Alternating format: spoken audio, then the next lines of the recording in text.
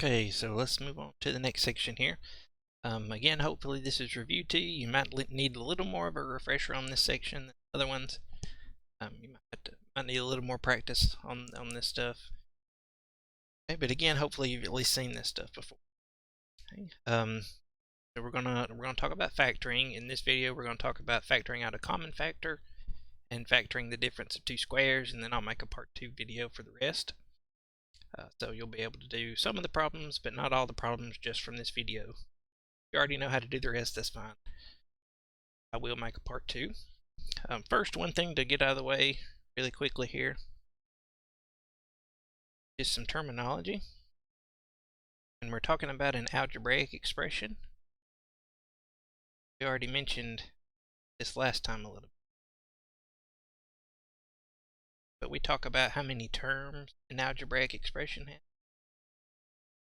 So let's look at one. So 2x to the 6th, x to the 3rd, 7x squared. So here I would say we have 3 terms. Okay? Before we really get to that though, we've got a couple of pieces. We've got the variable piece here, and then the number that goes with the variable. That's called our coefficient. So whatever number that in front of our variable, we'll call that a coefficient. Second term here, we have a coefficient of 1 because we don't have anything written there, so it's understood to be a 1. And then as far as the number of terms, that's important when we're factoring because we factor differently depending on how many terms we have. The plus signs or the minus signs separate our terms. So here I would say we have 3 terms. So 2x to the 6th would be our first term. X to the 3rd would be our second term. 7x squared would be our last term or third term. So we would say we have 3 terms here. So if you take a coefficient and the variable together, that's what we call one term. So let's look at a couple of factoring techniques. First technique we're going to look at factoring out a common factor. So just really quickly here before we get into this, what we mean by factoring is like if we have a number, a 6, we could say, well, we can get 6 by doing 2 times 3. Right? So 2 and 3 are factors of 6. That's the same thing we're doing here. We're just doing it with algebraic expressions. So let's look at one. We're going to start off with x cubed minus 2x squared, so 2 terms here. And looking for a common factor is the first thing you want to do because sometimes it'll make other techniques of factoring easier if you take out a common factor first. So what we're going to do is we're going to look at every term and see if we have anything that will divide out or divide into, if you will, both of the terms. So here I see that we have an x term in both of these. And more than that, if we look at our smallest exponent on our x's, we have x squared. So we can factor out an x squared. If we do that, what are we left with? So we're thinking, what do I have to multiply by x squared to get what I started with? So x squared times x would give us x cubed. X squared times negative 2 would give us negative 2x squared. Have factored here. Okay, we're just thinking backward from multiplying. This one factored now. Had x squared in common. You also want to look to see if there's anything in common with the coefficients. Here we had a coefficient of 1 and a coefficient of negative 2, so nothing in common there. Put another one. About 6x squared plus 12x. We're looking to see if we have any factors in common. Again, we've got an x in both of them, and our smallest exponent is. See anything else? Here I see that 6 will divide into 6, and 6 will also divide into 12, so we can actually factor out a 6x. Do that, 6x times x gives us x squared. 6x times 2 gives us 12x. how this one is factored. So taking out a common factor, right now it's kind of like reverse distributive property. Let's do one more. Let's do one that's a little more complicated, and these you just have to be really careful on. Okay, there's a lot going on.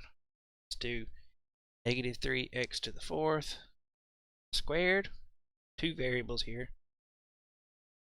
plus 6xy to the third. It's 9x.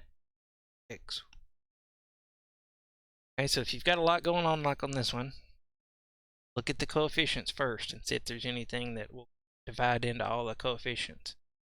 So here I'm seeing that 3 will go into all of these. Take out a 3. Then look at the first variable, so I'm going to look at x. First term has x to the fourth. Other two just have x. You can take out an x. And if we look at the y's, we have y squared, y to the third, and then just a y. So we can only take out the one that we have the least of, which is y. Covers all the parts. So now we have to think about what we have left. So 3 times negative 1, or just a negative, give us negative 3. X times x to the third give us x to the fourth. Y times y give us y squared.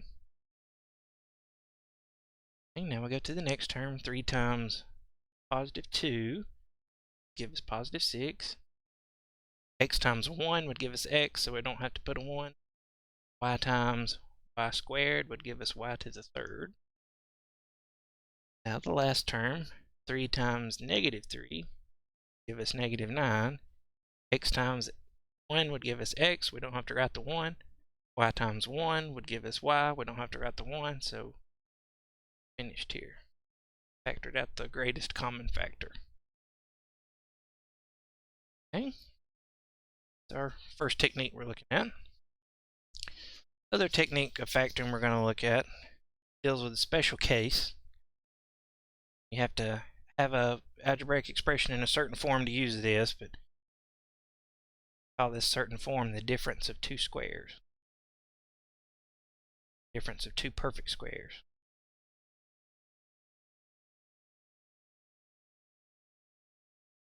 What do we mean by a square or a perfect square? I mean, if you take the square root, or you want to know what times itself will give you that, it comes out evenly. Two squares.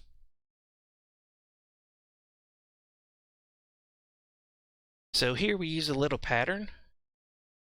Pattern says if we've got one thing squared minus another thing squared, so a squared minus b squared, then those are perfect squares. We can factor that as a plus b times a minus b. So kind of the square root of the first one plus the square root of the second one, and the square root of the first one minus the square root of the second one. That's what our pattern is. So let's look at an example with some numbers and variables involved. So how about this one? We have squared. Factor this. This is the difference of two squares because x squared is a perfect square and 9 is a perfect square, and we're subtracting. Okay, very important that this sign between these is a minus sign. Okay, if that's a plus sign, there's nothing we can do. We can only do this if that's a minus sign, so the difference of two squares. So if we're going to factor here,